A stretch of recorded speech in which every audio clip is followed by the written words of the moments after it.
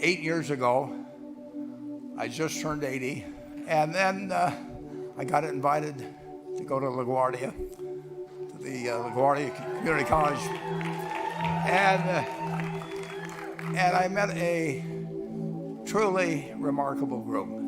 Male, female, Hispanic, African American, whatever it might be, these people had one thing in common. You know, they knew they had it in themselves. They knew they could be something beyond where they were. They were willing to put their time, their energies to better themselves. I would like to just tell you a couple of short stories, and we'll draw maybe a couple of lessons from them. I would like to tell you of two women that each sold a business to Berkshire Hathaway, to me actually, for many, many, many millions of dollars. Both of them started with $2,500. By a coincidence, it was the exact same amount. It was everything they had in the world. And one of them was a woman who landed in Seattle in 1917, couldn't speak a word of English, had a tag around her neck. The tag said, Fort Dodge, Iowa. The Red Cross got her to Fort Dodge, where she was reunited with her husband who had come to the country a couple of years earlier. And she lived in Fort Dodge for 2 years, and as she put it, she felt like a dummy. She couldn't pick up the language, she couldn't learn a word. And so she and her husband decided to move to Omaha. So they came to Omaha in 1919, and there she found a small colony of Russian Jews, so she started feeling more at home. And then as her oldest daughter went to school, she would come home, this daughter, Frances, and she would teach her mother the words she'd learned in school that day. And this woman, Rose Blumpkin, spent 20 years saving money, bringing first her siblings over, her mother and father, $50 at a time. She sold used clothing to do it. She had 4 children during this period. And by 1937, after 20 years, she'd saved $2,500. She went to Chicago, and she bought what she could of furniture. Her dream had always been to open a furniture store. And this woman who had never gone to school one day in her life, with $2,500, but with the same spirit that the people in this room had about having a dream and working to accomplish that dream, she built a business which she sold to me in 1983 for $60 million approximately, and which did $1.5 billion worth of business last year. The 4th generation is working in that business. This woman, Rose Blumpkin, she worked for me until she was 103, and then she retired and she died the next year, which is a lesson to all of Berkshire's managers that premature retirement, you can't tell what's going to happen. But Mrs. B, with her $2,500, one further fact about her, she could not read or write. And she went into a furniture business, and she didn't bring anything unique in furniture, but she brought a determination to succeed. She knew she could outwork anyone else. She knew she cared about her customers. She worked at very low gross margins, but she built this incredible business.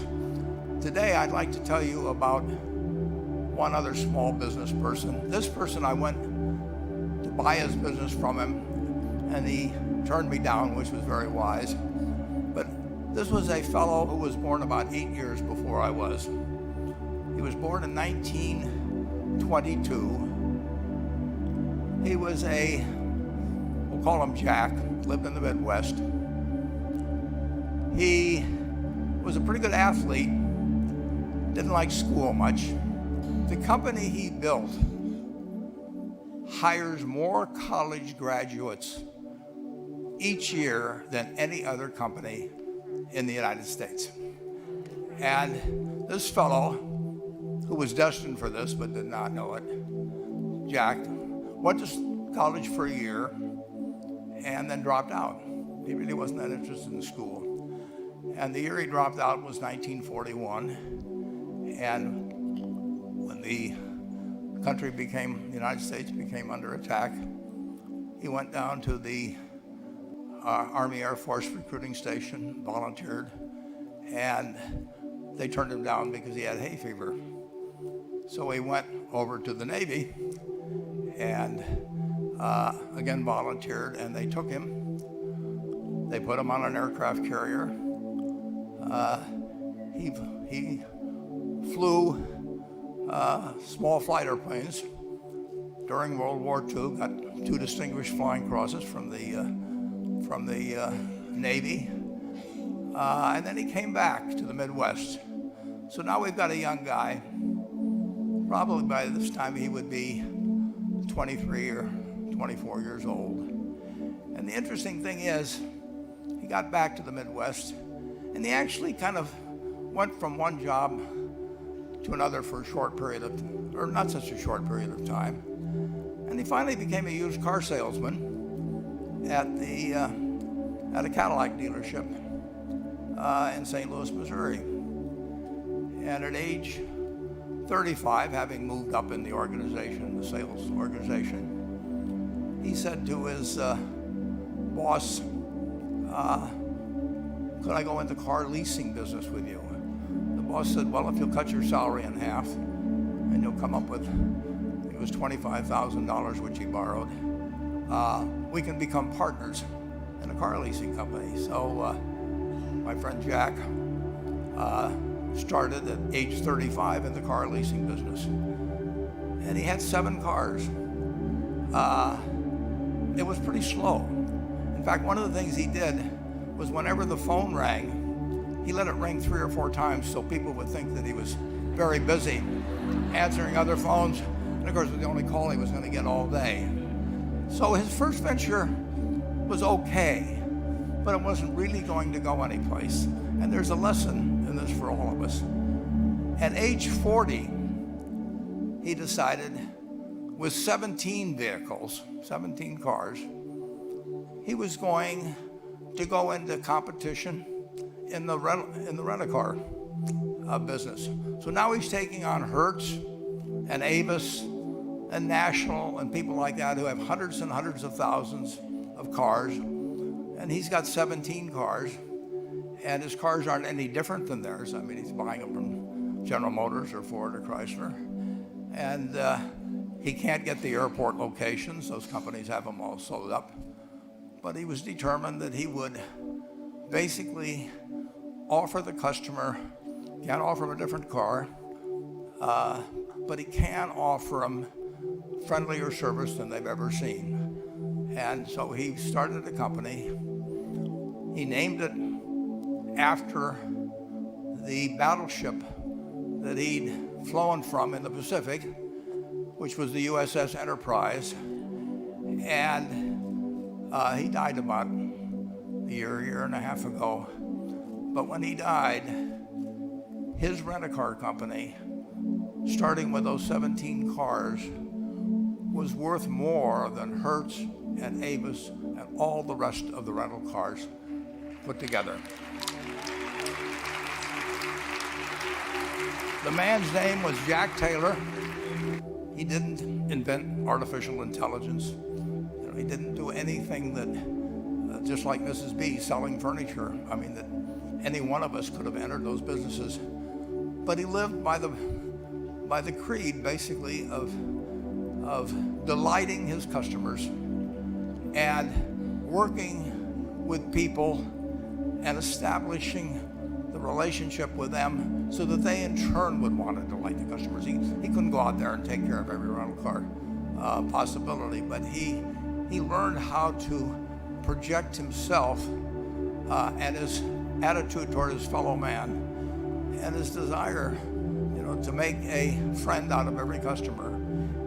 He managed to take very ordinary cars and turn them into this extraordinary business from virtually nothing.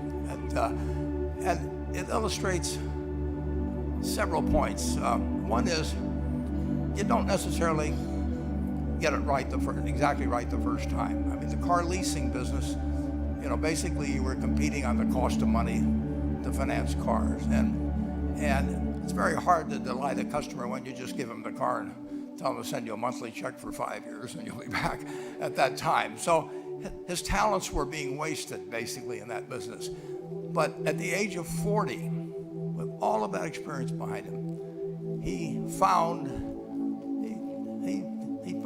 the golden key, and he took a very ordinary business and turned it into an absolutely extraordinary operation. And just like Mrs. B or Rose Blumpkin did with furniture. And he didn't worry about whether the Federal Reserve was going to tighten or ease. He didn't worry about whether the stock market was up or down yesterday.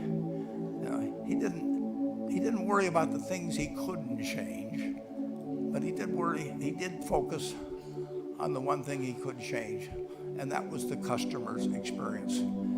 Henry Ford, as you may know, failed twice before he started the Ford Motor Company in 1903. I mean, the test isn't whether you get the greatest business idea in the world the first time out. The test is whether you keep learning as you go along what your strengths are and what you can do for your customers, what you can bring especially to the party. And to do that, you need a genuine desire day in, day out to delight the customer. I've never seen a business, and I've seen a lot of businesses, but I've never seen one that delights the customer that doesn't succeed. I mean, what you want is that customer the next day when they think, do I want to rent a car or do I want to buy some furniture? What goes through their mind? It's the place where they've had a great experience. I don't know what I paid for this tie. Actually, probably if somebody gave it to me, but for the purposes of this speech, I will remember how I was treated when I bought it. I mean, you long forget about the price, but you never forget whether you had a good experience or a poor experience with the purchase experience. You'll have a hard time finding a person that's had a wonderful experience, a delighted experience in purchasing anything that isn't going to come back. And similarly, if the memory is of rudeness, indifference, whatever it may be, they're never going to come back. And as a small business owner, and as you grow, you have to not only be able to project that interest in people's well-being, in delighting them yourself, but you have to do it through other people. And you won't be able to do it through people who themselves do not feel they're being fairly treated, that their views aren't appropriately considered. So you really do have to learn to multiply yourself through other people. Certainly, in terms of your personal life, the most important decision you'll make is the spouse that most of you will likely have. And it's very important to surround yourself with people that are better than you are. You are going to move in the direction of the people you associate with. So I advise you to seek out, as your partner in business, your partner in life, whatever it may be, look for the people that actually are examples to you, rather than somebody that you think you need to straighten out yourself. And simple rules like that, delighting customers, working through other people, associating with people that will cause you to move in a better path than you might otherwise have, they will take you so far in life.